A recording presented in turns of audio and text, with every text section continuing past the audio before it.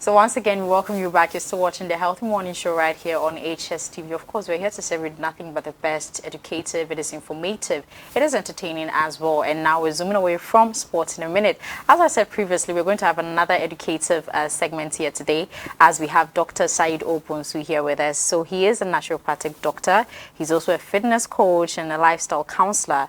And yes, when we talk about the naturopathic field, he has a lot of experience right there.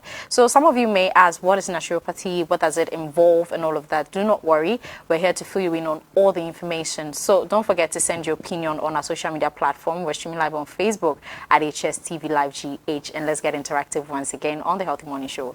Good morning, Dr. Said. Good morning, my dear. How are you doing? I'm good. Yourself? I'm okay, my God. The fact that I'm having you here to come and educate me and my viewers, I'm happy about that. Yeah, that's why we hope to do just that. Yeah, definitely. So, you know, some people may not understand the basic concept of what we're about to talk about. So I need you to give us, you know, just a detailed explanation of what exactly is naturopathy. I know it's your field, so, you know, just give us an explanation of what exactly it is, what it encompasses and all of that. Okay, so thank you very much for having me in here. And to talk about naturopathy, I wouldn't want to do more of the technical stuff. I would want to relate to my viewers so that they will understand exactly what we are talking about. Naturopathy basically is you. Is me. Yeah, as in the individual. Okay. Naturopathy is also a medical practice, and it's a broad spectrum of alternative medical practice. Anything alternative you can think of is naturopathy. Okay. If you want to look at it in a broader view, naturopathy encompasses massage therapy. Okay. So if you see a masseuse employing massage therapy, that person is actually employing naturopathic medical practice. Naturopathy deals with nutrition. So when you talk of anything that you put into your system when it comes to food, then that is naturopathy for you. Naturopathy deals with acupuncture. Those of us that do not know acupuncture, you go to the spa or you see people on TV having these needles pinching into some parts of the body and all that. That is naturopathy. Okay. What they're actually doing with the needle is stimulating certain vital areas or points. We call them acupoints to enhance your innate ability to heal yourself. That's what naturopathy does. Basically to enhance the body's innate ability to heal itself. Okay. So it encompasses a lot of treatment modalities. I've spoken about some of them. One of such is hydrotherapy. Okay. How you drink water, how you can use water to actually heal the body. Wow. Okay. So you're telling me that water can actually heal the body? Yeah, water can actually heal the body. There's this saying that water is life. Yeah, I believe everybody has heard that. Naturopathy will actually teach you or direct you as to how you can do that therapeutically. Because in everything that we do, even with the food that we eat, in terms of nutrition, you can eat the food, get the nutrients and all that. But if you want to use that food or that particular substance to heal the body, there is a therapeutic approach. You can actually adapt the dose, or my professor would say the dose here of that particular substance you're using, be it contomere, be it be it cinnamon, be it any of these foods that we use, the spices, they are all agents that we can use in treating the body. The goal or the basic thing is enhance the innate ability of the body to heal itself. Basically, that is what naturopathy is all about. So it encompasses a lot. And the good thing about naturopathy is widely accepted globally. Okay, and it's being practiced in so many places. Ghana, most people do not know about it, but we are here. I guess that's the reason why we are here, to educate ourselves on that. And not only do we just pick the materials or the agents or the substances with regards to food, with regards to these needles we spoke about in terms of acupuncture, a therapist or a masseuse coming to massage or manipulate your skin and all that. we actually employ, or it combines the biomedical aspect. Okay. Okay, the biomedical sciences to also execute, or let me say, give the treatment there is. So a naturopath or a naturopathic physician won't just sit, you come to the person and I have headache, and then go and take maybe neem tree, go and take water, go and take, no.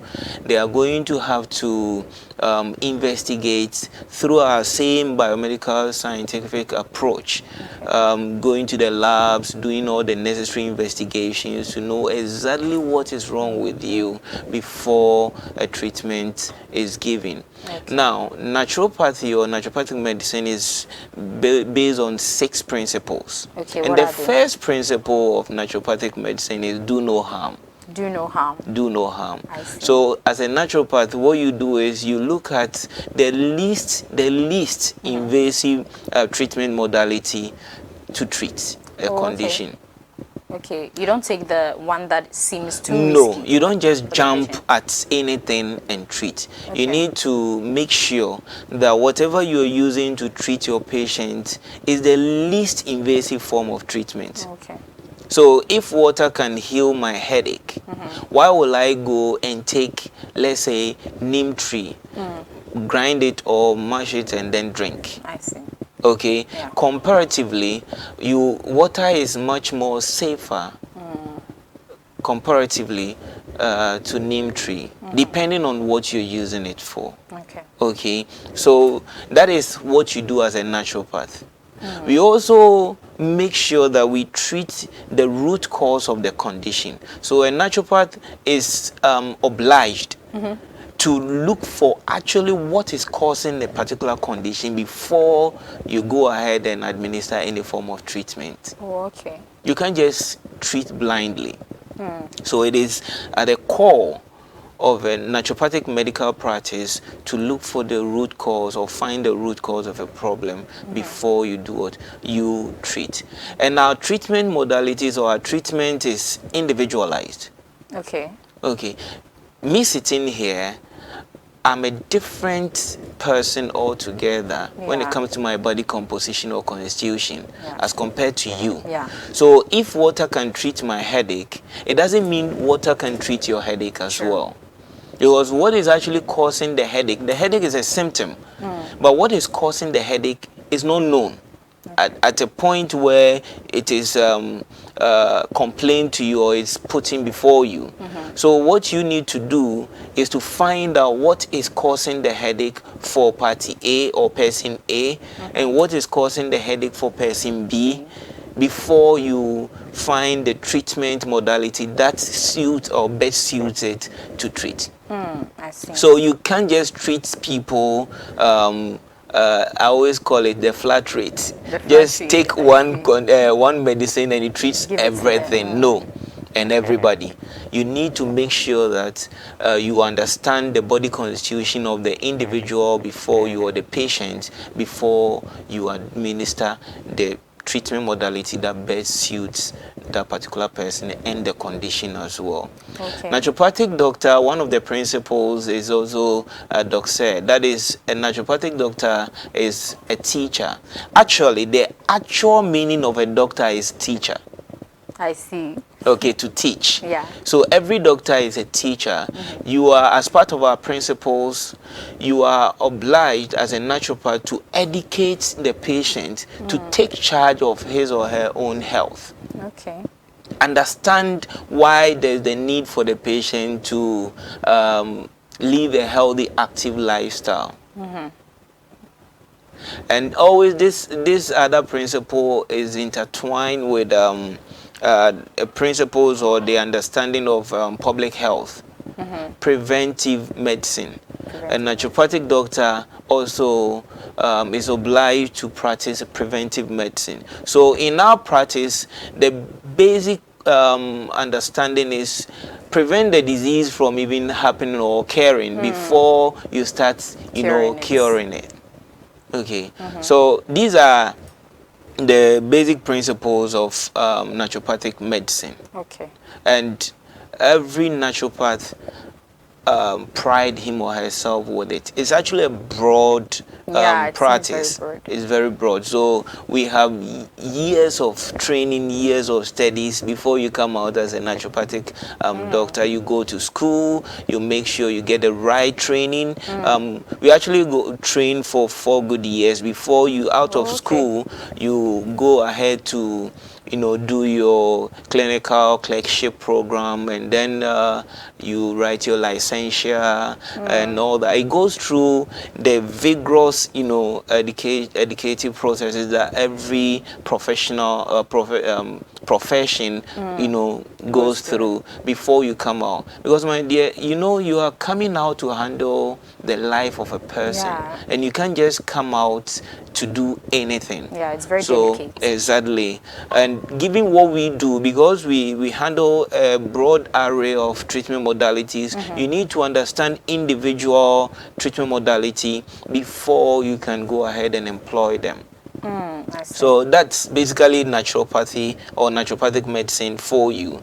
So it's not just somebody sitting somewhere in a corner knowing or having knowledge of a herb and then practicing it and all that. Herbal medicine is a component of naturopathy. Herbal medicine is not naturopathy, but it's a component of naturopathy.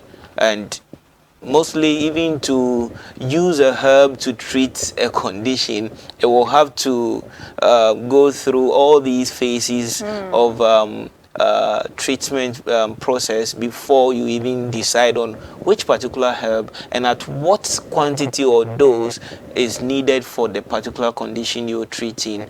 And should it be combined with another herb, or it should be used solo? All these things need to be put into consideration before you administer any treatment. And there are various forms of it. You can do it in the form of a supplement. We can do it in the form of a tincture, or you can do decoction.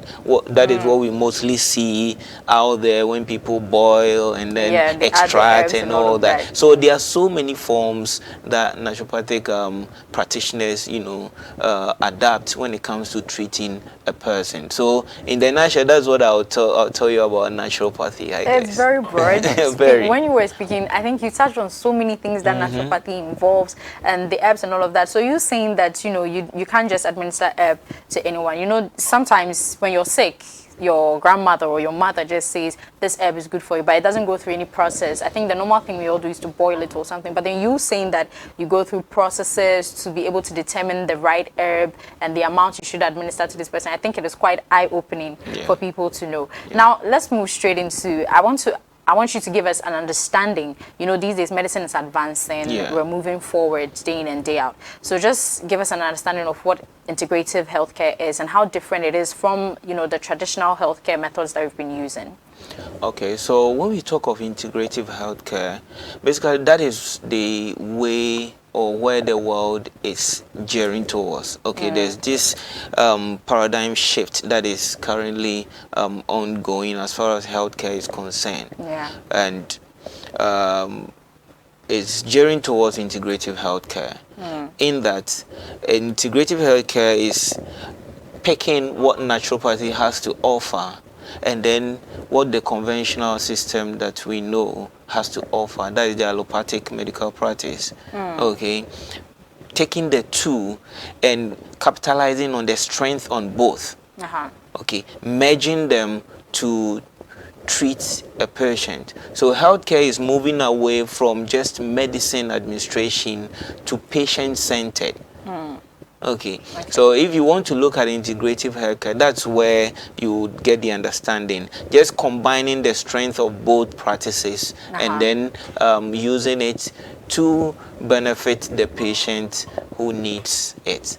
So the world is currently gearing towards integrative healthcare. And if you go to our various hospitals, that is why we have a nutritionist or a dietitian, available. So cases that demand or requires the advice of a dietitian, doctors would refer the case to them, and then sometimes some of the doctors even go out of their lead to advise the patient on a thing or two The only thing it's if you look at the naturopathic sense, it is actually embedded. You have to do it. Okay. But a conventional doctor would refer it to a dietitian to handle it. And all that.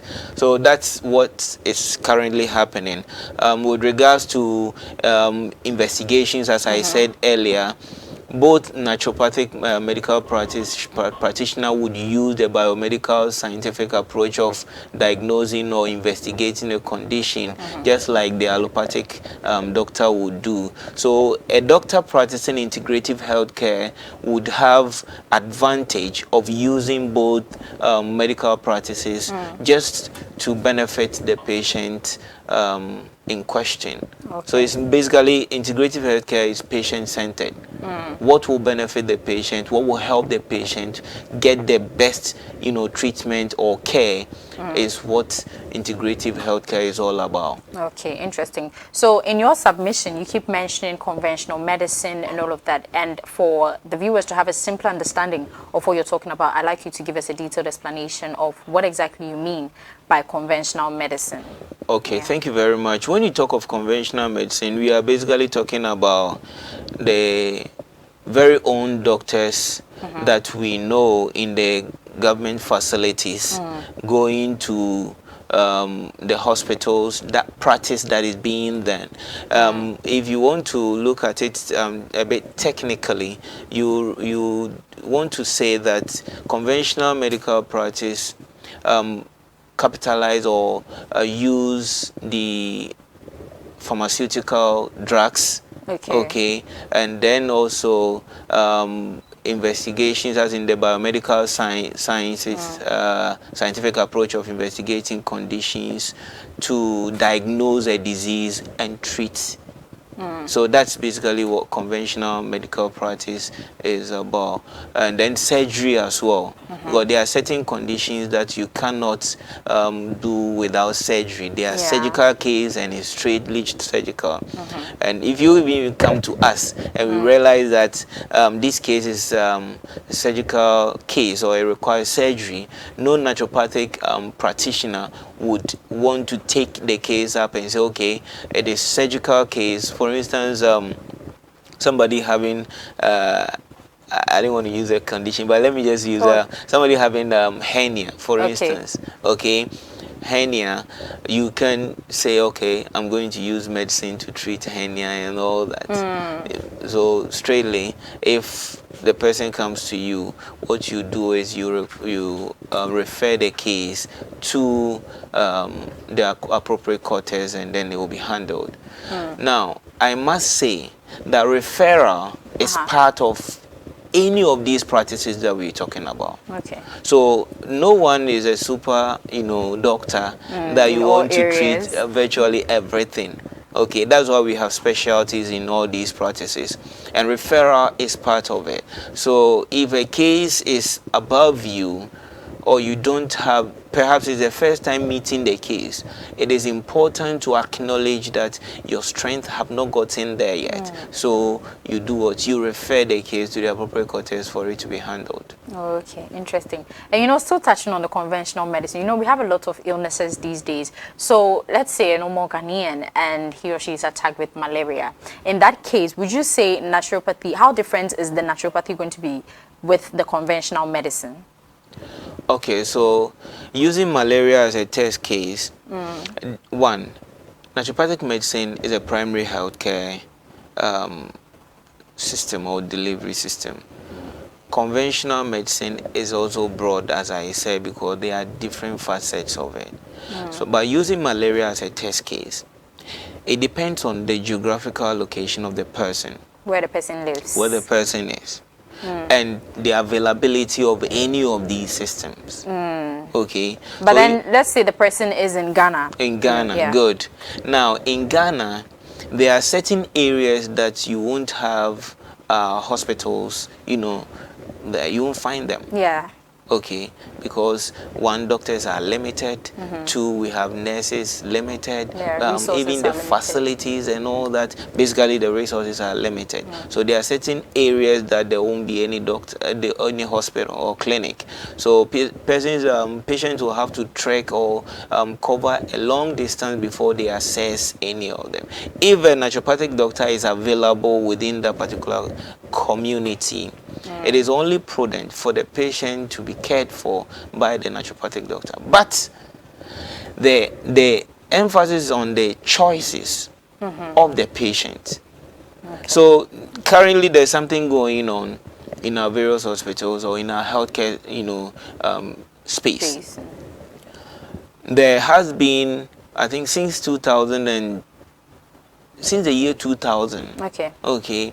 And the government made a conscious effort to integrate our herbal medicine practice into our various healthcare units. Yeah. Okay. So if you walk into a healthcare facility right now, most of them have herbal medicine unit, and it's on the patient. The onus lies on the patient to choose whether to access the herbal medicine or access the conventional medicine. Now, if the patient decide to access the herbal medicine in the hospital, and I must say this, no doctor or no practitioner, no nurse would prevent the person to, or convince the person, no, don't go there, go here. Go here. It's up to the Because person. these are professionally trained medical herbalists that have been posted to the facility, Yeah. so they know what they are about, Okay. and they are accepted as well in the system. Okay, so when it comes to treatment of diseases, mostly it depends on the patient's choice.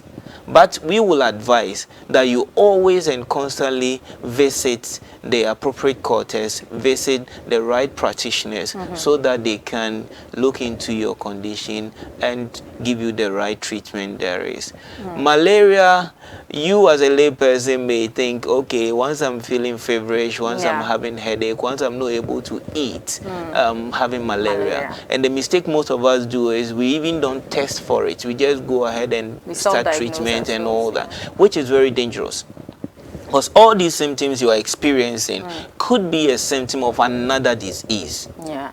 And that, if you go to use malaria to treat, for all you know, the problem or the disease is deteriorating or getting worse. So what you're doing is you are blindly hurting yourself. Yeah. And that is why I always say you are a witch bewitching yourself. Wow, you're doing your own self. Yeah, true. Okay. Okay, interesting. So, still talking on some of these health conditions, we have a lot of illnesses that are right here in Ghana. I can mention a few. Yeah. And how would you know which particular health condition you have, and how, if you should move into naturopathy or you should just move into the normal traditional healthcare? So I just want you to, tell us which of the health condition you think one should venture into naturopathy. Let's say someone has hernia, as you use, for example. Would you say naturopathy is what is more advised for the person to use? So which of the health conditions do you normally specialize in? Okay, naturopathy, if you look at what we do, we treat all manner of cases and all manner of persons, all kinds of cases and all manner of persons. It doesn't have limitations. Oh, okay. As the practices, it doesn't have limitations as to the kind of condition and all that. Like I said, we have, apart from our principles that governs our practice, we have therapeutic order as well. Okay. And the therapeutic order is the approach to treatment. Okay. Okay, and just like the principles goes, the first approach you should adapt as a naturopath is to do away with health determinants. Okay, emphasize more on that first. Okay, so that's the preventive medicine I'm talking about. Okay. Now, what causes the disease? So in naturopathy, we treat the cause of the cause, not just the cause. So you are just moving into the root cause. What Exactly. brought it about? What causes the disease? Let me do away with it. Once I do away with it, there won't be any progression. It's either I stop it or it goes away. Okay. Or maybe for the want of a better word, I would say manage it such that there won't be, like I said, any progression. Okay, Yeah. so that's the first approach as far as naturopathic medical practice is concerned. If that fails, then I would have to use a much lesser invasive form. Okay. So for instance, we're dealing with, let's say, malaria, as you rightly said. Okay, what is actually causing the malaria? We look at it. Yeah. Okay, we look at your environment. We look at how ventilated your house is. How are you protected from these mosquitoes? Are they stagnant waters and all that? We do that. Having done that, and you still go ahead to contract malaria, then a treatment modality must be employed. But in this treatment modality, after testing for the malaria, okay, we can look at let's say what medicine, or let's say maybe sometimes our body is able to fight off even diseases, Yeah. not just malaria, there are other conditions as well. So let's say if I hydrate enough, if I eat well, will it enhance me to, you know, clear this disease or this infection from my system? Okay, so you look at that. If it goes, and in terms of malaria, because there's a parasite involved, some of these things may be employed from the determinants, and then the next approach, which is using the least invasive, comparatively looking at the therapeutic order, may be employed, but to complement the therapy, the actual therapy, because of the parasite and how recently the volatility of these malaria parasites and how they are turning into, I don't know, I was even discussing with a colleague that it seems they are mutating, kind of, because the kind of malaria cases that is being reported lately is something else. Okay, so you can, like I said, determine the appropriate treatment to go in for. Okay, now that is naturopathy and its approach. Okay. We can go as far as using or referring the case to a conventional medical practitioner to also employ the pharmaceuticals, because currently in Ghana, naturopathic physicians are not licensed to prescribe pharmaceutical drugs. Oh, okay.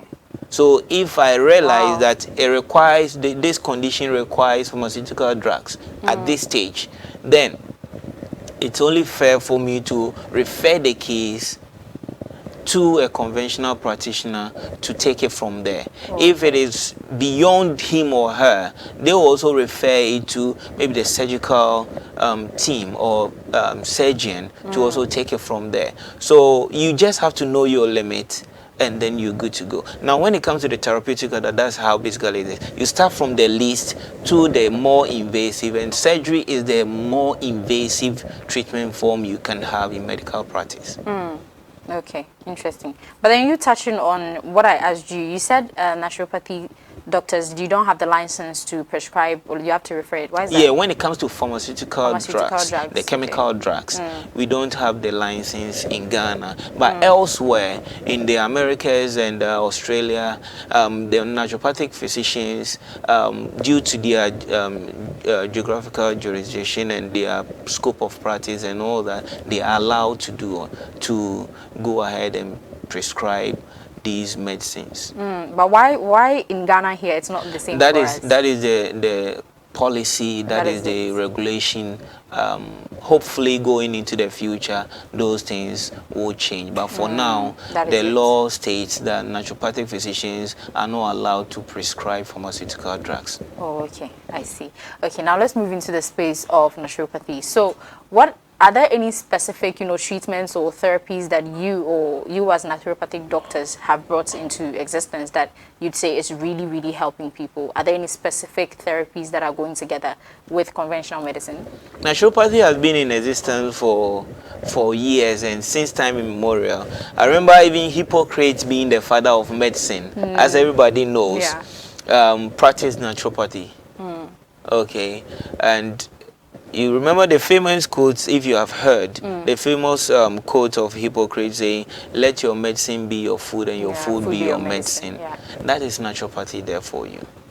Okay, so there are a lot of therapies, and I would touch on massage. Right now, if you're having headache, the first thing you do is to massage your own self, or apply the healing touch. Okay, I'm having headache. You send your hand up there, and then you try to massage your own self to bring down the pain.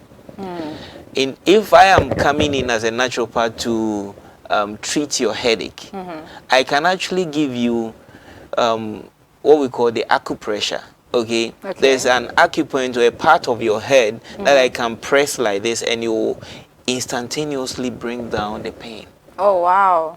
So can you show us where exactly the place is? Because I'm interested in it. You know, these days we've been having headaches. Yes. Like, don't forget that the headache have a cause. It's coming from somewhere. So you don't treat every headache as the same. Exactly. So yes, I may bring down the pain to give you that relief instantly. It's not going to take away the pain if the actual cause of the pain or the headache is not dealt with. Okay, it can give you that relief, but it's not going to take it away entirely.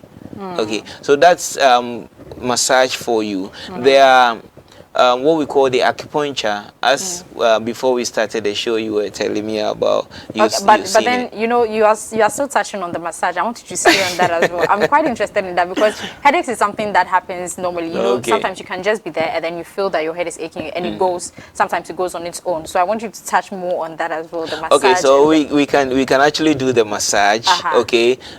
Head massage to take away the pain. And normally when it comes to headache, stress can actually cause quite some headache for you if you're highly stressed or work in a stressful environment. So if you come to me and we talk and I find out that your headache is actually not a physiological one, but coming from maybe the work environment, maybe you are emotionally traumatized, and it's giving you that sleepless night, which can actually cause headaches and all that. Maybe you are not properly hydrating, which is also causing the headache. You know, hydrating enough actually helps your brain to function well. Okay, so if you don't hydrate enough, you can't even focus. Okay, so I would find where the problem is coming from before I give you whatever therapy there is to give. So yes, massage is good. Everybody can do massage, but it's only a trained person that can do massage therapy. There are differences between the two. Okay, so if you want if you want massage therapy, then you have to go to the appropriate quarters to receive it. But I always say that every person or every patient is the first doctor in their lives. That is why we are there as teachers, okay, or naturopaths, just to teach you what to do, the first thing to do to enhance your healing or your health without even falling sick in the first place. So yes, we can go into the massage, but it will be difficult for me to give all the education on when it comes to massage and all that. But if you want to deal with the headache, mostly just make sure you hydrate enough, and then try as much as possible to reduce stress, because stress can promote what we call free radicals in your body, and free radicals can cause a cascade of diseases in your body. Okay, so if you understand it this way, you would want to be aware of your problems, not carry them on your head. I see. That's an interesting way to put it. Yeah, that's quite interesting. So, you know, we're still touching on some of the specific treatments that you do. And then when these people are treated with naturopathy, would you say that any risks that come with it, you know, going into the naturopathy side? If you actually go to the right person or a naturopathic doctor to treat you, then the risk in the first place is reduced drastically, because that person knows what he or she is about and is licensed, accredited facility. So you don't need to worry too much about it. Now, when you come to risk, or basically risk, it has to do with four. I would want to look at four stakeholders or units. One, the policy maker. Okay, has a role to play when it comes to taking these treatments and the risk involved. The practitioner has a role to play when it comes to the risk in some of these practices. Then the regulator also has a role to play by enforcing the policies there is to make sure that the space is streamlined, the space is sanitized. Not just anybody can do anything. Okay. The practitioner should be one that have gone through proper training. Okay, and have the understanding of the human body and the functioning or the mechanism under which it functions. Before that person can employ any treatment. If you don't know something, you can't do it. Yeah. So if you want to force yourself to do something you don't know, you're only going to hurt the person. Yeah. Okay. Then the last stakeholder is the person, him or herself. The consumer also has a role to play. You don't just take anything. I always tell my patient that you need to know whatever is going into your system. Okay. And what is going to actually do. Even if you can't know specifically, you should have an idea as to what is going to do in your system. Okay. So I'm sure if all these stakeholders are playing their role, we will have a better healthcare system for ourselves. When the risk will be minimized to the barest minimum. So we won't have some of these issues coming up here and there, and medical legal issues are real. They are there. Somebody who is enlightened, if you do something for the person and the person is not happy with it and all that, can take you on. Yeah. And it's happening out there. Yeah, we are only lucky in Ghana. That is not happening. It's happening though, but it's not as much as it's happening out there. Okay, interesting. And most of us out there these days, when you move out, let's say you're going to work or anywhere, even on the roadside, we find a lot of people advertising a lot of medicines and all of that. And how should a normal Ghanaian know that this is good for me and this is bad for me? And even some Ghanaians are out there, the prescription, as you said, everyone's system is different. So what this person is used to or what this person can go with, another person can't go with it. So how should I know what I can go with and what I can't go with? Instinctively, security is of paramount to every individual or every human being. Okay, so if I approach you, you don't know, for instance, you say you don't know me, you are just there standing doing your own thing, and I come close to you, very close to you, the first thing that comes to your mind is, what is this guy coming to do? What does he want? Yeah. Is he coming to hurt me? Yeah. How should I protect myself in case he makes any attempt to hurt me? Or you move away from there. Yeah. So what I said earlier, that every person is the first doctor in their lives. Okay? They should play a role at every point in time. Where you are going to buy the medicine from, the medicine you are going to buy, how well do you know that medicine? Okay. Where you're going to buy, is there an accredited, area to buy that medicine? Okay. All these things must play out in your mind. Okay. The person may talk plenty, but at the end of the day, it boils down to your choices. The choice you make on your health. That way, at that point in time, the doctor won't be here. As a naturopath, I won't be there to tell you, do A, do B, or don't do A, don't do B. The allopathic doctor will not tell you, don't buy this medicine, don't buy that medicine. You are making that choice, that decision to buy the medicine. Okay, so if you are buying, like I said earlier, know what is going into your system and what is going to do for you. If that is not going to happen, then we will still find ourselves wanting every day in and out. Because you can't you can't have 100% a clean space. Yeah. There are always going to be these, things coming up and all that. But you should know that the person is an accredited person. The place is accredited, being well regulated. The medicine you are taking is also licensed or approved by our very own FDA and all that. Then I don't have problem with that. But all the pointers I've given you needs to be employed so that you will know that at least you are taking something safe. Oh, okay. And then, talking of these products, or should I say these medicines that people advertise, when you, as you said previously, sometimes it's very convincing for you to, purchase them. Yeah. So let's say the person has finished purchasing it. What ingredients should one look out for on the label to know that this isn't going to be right for me or this is going to be right for me? The good thing is FDA don't just approve the medicine. They also approve the label on the medicine or the bottle. Okay. Even to the extent that they approve the advertisement that is being made out there. But like I said, one way or the other, you find these same people in the space. Yeah. Okay. And that is why FDA needs to wake up every day and go to work and, clear these people, the TMPC, Pharmaceutical Council and all that. They go out there and do what they are supposed to do. But they will find themselves, so long as people are always ready to make money.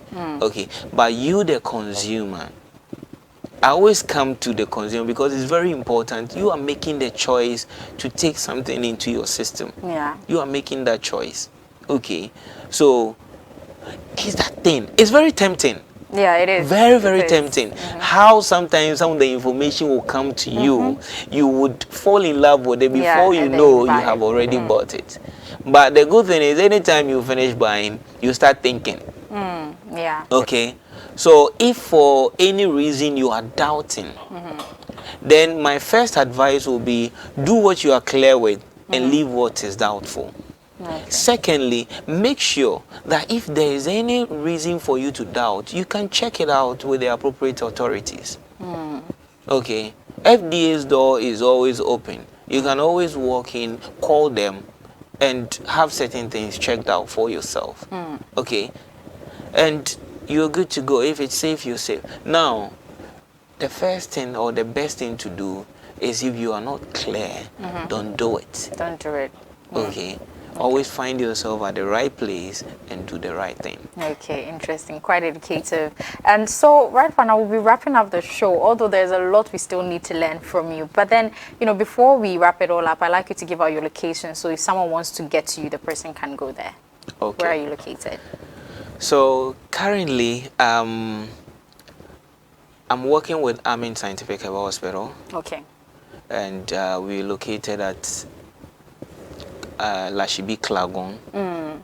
So if you want to find me, that is where you find me currently.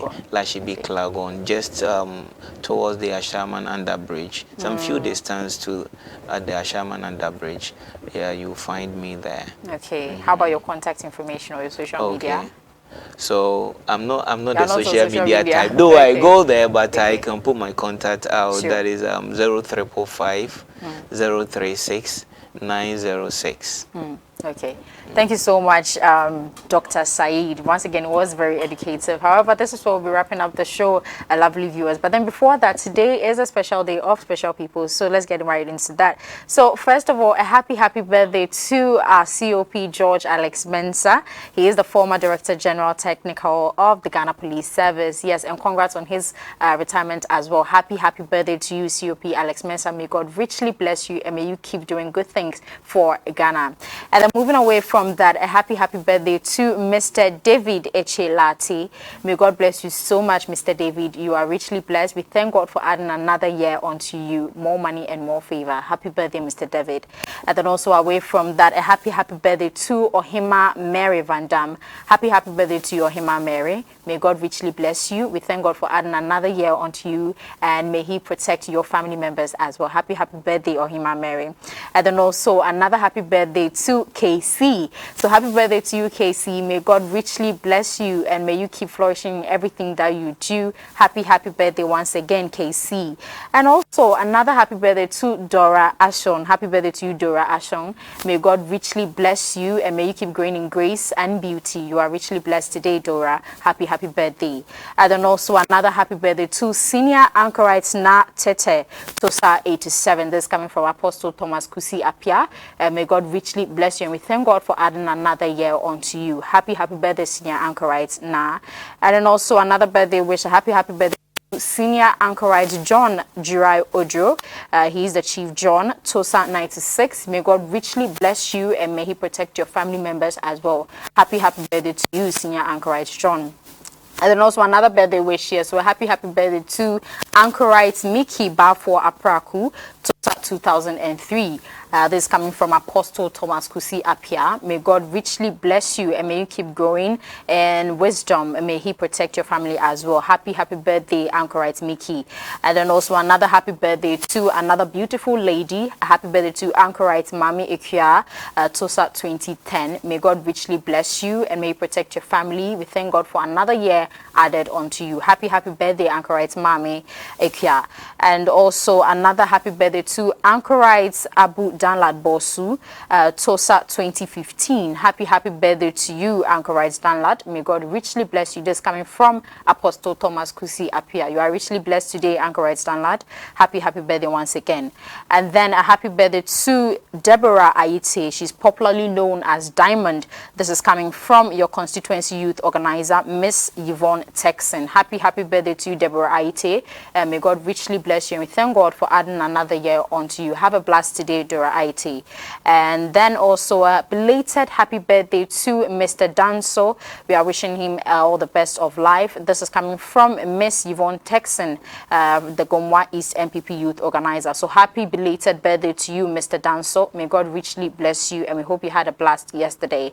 And then also a last birthday wish today. A happy birthday to Ruth Nade Nikwe. This is coming from Mrs. Ogwa right here at HSTV. She wishes you a happy birthday. May you chill and chill today. May God richly bless you and your family. And this is where we'll be wrapping up the birthday wishes for today. And also the Healthy Morning Show right here on HSTV, where we came to you with a lot of information from the Matters Arising segment to sports in a minute. And now we're wrapping it up with Stay Alive, where I sat with Dr. Saeed Fonsu and he educated us on naturopathy and, all of these things concerning naturopathy medicine. And my name is Abigail Irama Edumens. And of course, I did this with Sabara Aidan. We'll meet again same time tomorrow. Have a lovely day, people.